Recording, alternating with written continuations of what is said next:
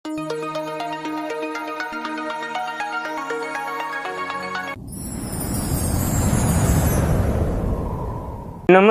ગુજરાતના અધિકારી મિત્રો, આજે આપણે 7 એપ્રિલ 2026 નું મોસ્ટ ઇમ્પોર્ટન્ટ કરંટ અફેર એની સાથે સાથે જીકે અને જીએસ વિશે ચર્ચા કરવાના છે. તો ખાસ કરીને ચેનલ ઉપર નવા હોય તો ચેનલને સબસ્ક્રાઇબ કરી લેવી, વિડીયો પસંદ આવે લાઈક કરવો અને તમારા મિત્રો સુધી અવશ્યથી શેર કરી દેવો. તો ચલીએ આજના ઇમ્પોર્ટન્ટ ક્લાસની આપણે શુભ શરૂઆત કરી દઈએ.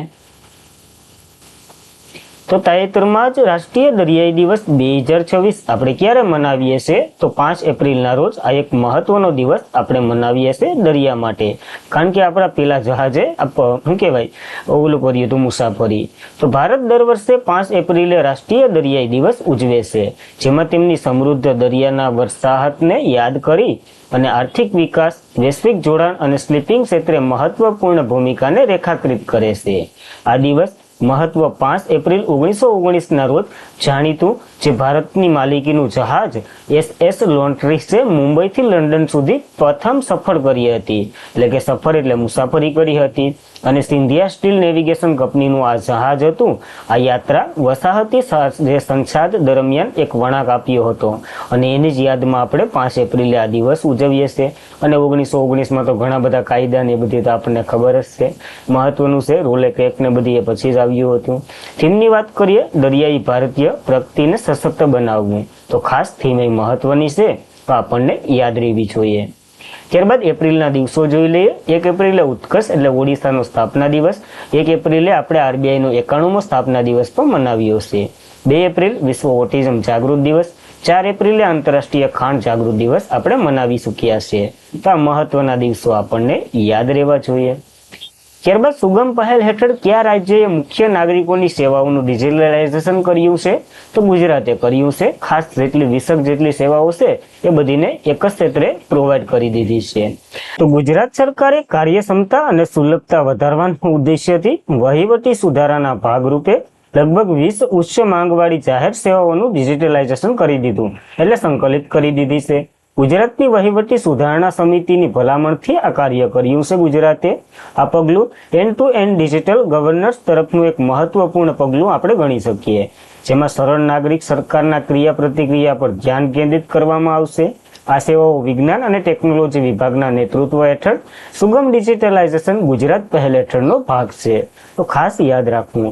હવે આ સેવાઓ એટલે કેવી સેવાઓ? તો આધાર આધારિત પ્રમાણપત્ર એટલે કે પ્રમાણિકતા, API આધારિત ચકાસણી, ડિજીલોકર લીકેજ, ઈ-સાઇન સુવિધા, UPI આધારિત ચૂકવણી જેવા અદ્યતન સુવિધાઓમાં આપણે ઉપકરણો વાપરીએ ને એ બધીને એક જ ક્ષેત્રે પ્રોવાઈડ કરી દીધું છે. તો મહત્વ ધરાવે છે, તો આપણને યાદ રાખવું. અને ગુજરાતની બેઝિક માહિતી બધીને ખ્યાલ જ છે, કારણ કે એની તો તૈયારી કરીએ છીએ. તો કયા ચિત્રકારની યશોદા અને કૃષ્ણની છબી છે એને 167 કરોડમાં વેચાઈ અને અત્યાર સુધીની સૌથી મોંઘી છબી બની ગઈ છે આ વેચાણી ને એ? તો ખાસ મહત્વની ધરાવે છે, રાજા રવિ વર્માની હતી. આની પહેલા MF હુસેનની જે છબી હતી ને એનો રેકોર્ડ હતો, પણ એ હવે તૂટી ગઈ, તો આપણને નથી યાદ રાખવી. નીતા મુકેશ અંબાણીના કલ્ચર સેન્ટર ખાતે ભક્તિ ધ આર્ટ ઓફ કૃષ્ણ પ્યુટિન કર્યું હતું. ત્યારે સૌથી શાંતિ અને મનોહર કુટીમાં એક રાજા રવિ વર્માની આ યશોદા અને કૃષ્ણની છબી એ મુંબઈમાં ઘણા લોકો એનાથી આકર્ષિત થયા હતા. હાલ આ છબીનું શું કહેવાય કે ઓલું થયું છે, હાલ આ છબીની નીલામી થઈ છે. અને આ પહેલો પ્રસંગ હતો આજે જ્યારે કૃતિ અને ખાનગી સંગ્રહાલયમાંથી બહાર કાઢવામાં આવી હોય અને હરાજી સર્કટમાં પ્રવેશતી, એટલે હરાજી થઈ. અને પ્રખ્યાત ભારતીય ચિત્રકાર છે રાજા રવિ વર્મા, એના દ્વારા લખાયેલ તેલી ચિત્ર અને યશોદા કૃષ્ણની ખૂબ જ ઊંચી કિંમતવાળી વેચાયું છે. અને આ પેઇન્ટિંગ જે એક જ હરાજીમાં 167.20 કરોડ રૂપિયામાં વેચાયું છે. અત્યાર સુધીનું સૌથી મોંઘું આધુનિક ભારતીય ચિત્રકાર અથવા તો છબી તમે કહી શકો, ઇમ્પોર્ટન્ટ છે. તેમણે MF હુસેનની જે પેઇન્ટિંગ ગ્રામ યાત્રા હતી ને 118 કરોડમાં વેચાણી હતી, એનો રેકોર્ડ તોડ્યો છે. તો આ ખરીદ્યું કોને? તો કે સાયરસ એન્ડ પૂનાવાલા એટલે કે સીરમ ઇન્સ્ટિટ્યૂટના માલિક છે ને એના દ્વારા આ છબી ખરીદવામાં આવી છે. આ ચિત્ર શું બતાવે છે? તો માતા યશોદા અને ભગવાન કૃષ્ણ વચ્ચે જે પ્રેમાળ દ્રશ્ય છે ને, તમે જોઈ ને આગળ પ્રિન્ટિંગ એ ટાઈપની જ છે. યશોદા ગાય દોવે છે અને કૃષ્ણ દૂધ પી લે અથવા તો પીવે છે, એ હાથમાં પ્યાલો છે અને વગેરે જેવા ચિત્રો છે તો મહત્વની બની રહી છે. રાજા રવિ વર્માનું આ પેઇન્ટિંગ છે. 1948માં એનો જન્મ કેરળમાં થયો હતો અને ત્રાવણકોરના છે. આ એક પ્રખ્યાત ભારતીય ચિત્રકાર, તેલી ચિત્રકાર હતા. તેમણે આધુનિક ભારતની કલાના પિતામહ તરીકે આપણે ઓળખીએ છીએ. તેમણે નિદ્રોગ્રાફિક પ્રેસ શરૂ કર્યું હતું. તેઓ ચિત્રોની નકલો સામાન્ય લોકો માટે ઉપલબ્ધ થાય એટલે કે સસ્તા ભાવે વેચતા હતા. 1904માં તેમને કેસર એ હિંદનો સુવર્ણ ચંદ્રક પણ મળ્યો હતો.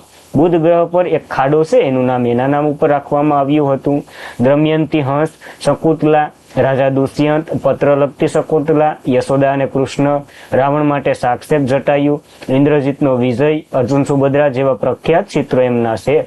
તો મહત્વનું છે તો આપણને ખાસ સૌથી મોંઘું છે એટલા માટે યાદ રાખવું રાજા રવિ વર્મા. ત્યારબાદ ભારતીય તાજેતરમાં જ મંજૂર કરાયેલ ક્યુડેંગ રસી છે એ કયા રોગના નિવારણ માટે વપરાશે? તો ડેન્ગ્યુના નિવારણ માટેની આ રસી છે જેને મંજૂરી આપી દીધી છે. તો યાદ રાખવું. તો ડ્રગ્સ કંટ્રોલ જનરલ ઓફ ઇન્ડિયાએ ચાઇલ્ડ 4 વર્ષથી 60 વર્ષના વયના જે વ્યક્તિઓ માટે ક્યુડેંગને મંજૂરી આપી, જે ભારતનું પ્રથમ ડેન્ગ્યુની રસી બનાવી રહ્યું છે. હવે ક્યુડેંગ એ જાપાનના ટ્રાંગેલા ફાર્માસ્યુટિકલ્સ દ્વારા વિકસાવવામાં આવેલ લાઇવ એક્ઝિક્યુશન રેવેલન્ટની રસી છે. આ ચારેય ડેન્ગ્યુ વાયરસના જે સેરોસ્ટ્રમ છે ને એટલે કે એના સ્ટેજ છે ડેવેન્ટ 1, ડેવેન્ટ 2, ડેવેન્ટ 4 વગેરે માટે લક્ષ્ય બનાવશે.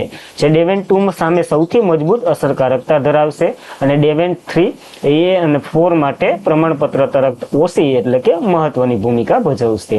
તે રસીકરણ પહેલાથી જ તપાસ જરૂરી નથી, કારણ કે 3 મહિનાના અંતરે 2 ડોઝ આપવામાં આવશે. એમાં થોડુંક ખર્ચાળ તો છે. આ રસી ગંભીર રીતે ડેન્ગ્યુ સામે રક્ષણ પૂરું પાડશે અને લડશે. ડેન્ગ્યુ મચ્છર જે એડિસ એજિપ્ટ નામના મચ્છરના કરવાળથી થાય છે અને તે લોહી પ્લેટના એટલે કે પ્લેટિયમ વધે છે અને એની સંખ્યા ઝડપથી વધે છે. ટૂંકમાં આરસીબીનો વધારો થાય અને માણસ તો કે ડેન્ગ્યુના શિકાર બને છે. હવે drugs control and general of ઇન્ડિયાની વાત કરીએ, એનાને મંજૂરી આપી દીધી. નકર રસી તો જાપાન દ્વારા વિકસાવવામાં આવી છે. 1988માં એની રચના થઈ હતી. હેડક્વાર્ટર નવી દિલ્હીમાં છે. આના હેડ તો કે રાજીવસિંહ રઘુવંશી છે. તો ખાસ આ મહત્વના પોઈન્ટો આપણને યાદ રહેવા જોઈએ. ત્યારબાદ સેલના નવા વડા અમરેન્દ્ર પ્રકાશે રાજીનામું આપ્યું તો વધારાનો હવાલો કોને સોંપવામાં આવ્યો છે? તો કૃષ્ણકુમાર સિંહને વધારાનો હવાલો હાલ સોંપવામાં આવ્યો છે. તો યાદ રાખવું આપણને. તો સેલના નવા વડા બન્યા છે steel authority of India limited. સેલનું ફૂલ ફોર્મ થાય છે. એના ચેરમેન અને મેનેજિંગ ડિરેક્ટર અમરેન્દ્ર પ્રકાશ સ્ટીલ મંત્રાલયના મંજૂરી બાદ એનું રાજીનામું સ્વીકારી લેવામાં આવ્યું અને સ્ટીલ મંત્રાલયે નવો આદેશ બહાર પાડી દીધો. કંપનીના ડિરેક્ટર એટલે કે પર્સનલ કૃષ્ણકુમાર સિંહ 2 એપ્રિલથી 1 જુલાઈ 2026 સુધી આગળ નિયમિત કરવામાં આવ્યા છે. ત્યાં સુધી પદ સંભાળશે. પછી અગાઉ એવું લાગશે તો વધારશું ને ઘટાડશું એવું બધી કરશું. તો ખાસ આપણને યાદ રાખવું સ્ટીલના નવા વડા કોણ બન્યા છે? કૃષ્ણકુમાર સિંહ બન્યા છે. સ્ટીલ ઓથોરિટી ઓફ ઇન્ડિયા લિમિટેડની વાત કરીએ, એની રચના 1954માં થઈ હતી. તે પહેલા હિન્દુસ્તાન સ્ટીલ લિમિટેડ તરીકે ઓળખાતી હતી. આ ભારતની સૌથી મોટી સ્ટીલ ઉત્પાદન કંપની છે અને એક મહારત્ન કંપની પણ છે, જેનું હેડક્વાર્ટર નવી દિલ્હીમાં છે અને નવા ચેરમેન કૃષ્ણકુમાર સિંહ બન્યા છે. તો આપણને યાદ રાખવું પડશે. ત્યારબાદ પરમાણુ સંચાલિત સબમરીન આઈએનએસ અરિહંત ભારતની નૌકાદળ કાફલામાં પ્રવેશી છે. તો અરિહંત ક્લાસમાં એ કેટલામી સબમરીન છે? તો 3જા નંબરની છે. ખાસ ઇમ્પોર્ટન્ટ બની રહ્યું છે. આ એવી સબમરીન હોય જે પાણીમાં ઘણો સમય સુધી રહી જાય તો એને કંઈ થાય નહીં એ માટેની હોય. તો સંરક્ષણ મંત્રાલય રાજનાથસિંહે શુક્રવારે વિશાખાપટ્ટનમ ખાતેથી દેશની 3જી પરમાણુ સબમરીન આઈએનએસ અરિઘમન એનું નામ છે, જે SSBN એટલે કે સબમર્સિબલ શિપ જે બેલેસ્ટિક ન્યુક્લિયરના અરિહંત ક્લાસની 3જી સબમરીન છે એને કાર્યરત કરી છે. ઔપચારિક રીતે કમિશનર કર્યું અને આ અધ્યક્ષતા પણ અહીંયા સંભાળી હતી રાજનાથસિંહ, જે આપણા સંરક્ષણ મંત્રી છે અહીંયા જ. હવે આ પરમાણુ સબમરીન એટલે તો પરમાણુ સંચાલિત સબમરીન જે સપાટી પર આવ્યા વિના જ મહિનો સુધી પાણીની અંદર રહી જાય અને ઉસી ઝડપી કામ કરે છે. સબમરીન એટલે પરમાણુ સબમરીન ને સબમરીનમાં અલગ અલગ હોય, કારણ કે સબમરીન હોય ને એને પાણીમાં શ્વાસ લેવા ઉપર આવવું જ પડે, અને જો કોઈ દુશ્મન દેશના રડારમાં કે આવી જાય તો પછી પૂરું થઈ જાય. એટલે આ આપણા માટે ઇમ્પોર્ટન્ટ છે. પેલી વેલી INS અરિહંત હતું, બીજું INS અરિઘાત હતું અને ત્રીજું INS અરિગમન એને એડ કરવામાં આવ્યું છે. તો આ ત્રણે ત્રણ મહત્વના છે આપણા માટે, તો યાદ રાખવા પડશે. ત્યારબાદ અડીરાએ કયા ક્ષેત્ર માટે INDAI રૂલ્સ રજૂ કર્યા છે? તો વીમા ક્ષેત્રે રૂલ્સ રજૂ કર્યા છે, કારણ કે અરીડા જે વીમાનું નિયમન કરતી કંપની છે તો એના ક્ષેત્રે જ કરે ને. ભારતીય વીમા નિયમનકારી અને વિકાસ સત્તામંડળ એટલે કે અરીડા જે તાજેતરમાં જ વીમા ક્ષેત્રે ભારતીય એકાઉન્ટ ધોરણો રજૂ કર્યા છે, જે નાણાકીય રિપોર્ટિંગ પ્રથામાં નોંધપાત્ર સુધારો કરશે. આ પગલાંના ઉદ્દેશ્ય ભારતમાં વીમા ઉદ્યોગ પારદર્શકતા, તુલનાત્મક અને નાણાકીય નિવેદન વૈશ્વિક રીતે જે સંખ્યાસર છે ને એને વધારવાનું છે. કે વીમા કંપની એકાઉન્ટન્ટ પદ્ધતિ હવે બદલાશે, આંતરરાષ્ટ્રીય ધોરણ સાથે સુસંગત થશે. કે હાલ જો હિસાબ કરી રહી હતી ને આ કંપનીઓ એને વૈશ્વિક લેવલને કંઈ લેવા દેવા નતા લાગતા, હવે જે લાગશે એ બંનેમાં થોડી થોડી સેમ વજાઈઓ જોવા મળશે. તો એ ટાઈપનું છે, એટલે નવા નિયમો અડીરાએ બહાર પાડ્યા છે. ટૂંકમાં કંપનીને જણાવવાના નિયમો છે, કેટલા પૈસા બનાવ્યા, તેમને કેટલો ખર્ચ કર્યો, નફો કરે છે કે ખોટ કરે છે, એ બધી જોવામાં આવશે. આ નિયમો આંતરરાષ્ટ્રીય નાણાકીય અહેવાલ ધોરણ આધારિત હશે, મતલબ કે નિયમો વિશ્વના અન્ય દેશોમાં પણ જોવા મળશે એવા જ હશે. તો ખાસ એટલા માટે આપણને ખબર પડે તો એ ટાઈપના નિયમો છે. અડીરાઈની વાત કરી લઈએ, resolution regulating and development authority of India એનું ફૂલ ફોર્મ થાય. ગુજરાતીમાં કહીએ તો વીમા નિયમનકારી અને વિકાસ સત્તામંડળ. 1999માં RM મલ્હોત્રા સમિતિની ભલામણથી આને રચના થઈ હતી. ઇમ્પોર્ટન્ટ સમિતિ છે, મુખ્ય મથક હૈદરાબાદમાં છે અને અધ્યક્ષ અજય શેઠ છે. તો ખાસ આપણને યાદ રહેવું જોઈએ. ત્યારબાદ ડોપિંગના કારણે અયોગ્ય ખેલાડીઓની યાદીમાં ભારત કયા દેશને પાછળ છોડી અને પહેલા નંબર ઉપર આવી ગયો છે? તો કેનિયાને પાછળ છોડી લીધું, કારણ કે કેનિયામાં 146 જેટલા કેસો નોંધાયા અને આપણે 148 જેટલા નોંધાયા, તો બે સાથે આપણે ટોચ ઉપર છે. કઈ સારી બાબત ન કહેવાય.